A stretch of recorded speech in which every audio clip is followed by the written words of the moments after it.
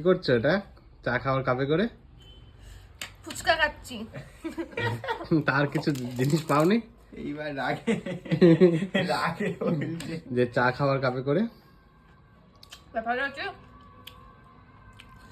তোমাদের জন্য চা এনেছিলাম, এবার আবার উপরে যাবো, আবার জিনিস নিয়ে আসবো, তাই ওই কাপটার করে আর কি একটু অ্যারেঞ্জ করে ফুচকা খাচ্ছি। আর এত ফুচকা ক্রাভিং হচ্ছিল, বলতে গিয়ে এখনই আমার অবস্থা কাহিল হয়ে যাচ্ছে। কি ঝাল হয়েছে?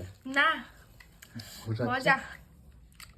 এই দেখো, এরকম ফুচকার মধ্যে আলু ভরলাম, এই কাপটা নেবো, তারপরে চা ভরবো। তারপরে এরকম এরকম করে একটু নাড়িয়ে নেবো, তারপরে এই জলটা নাড়িয়ে নিলে কি হবে?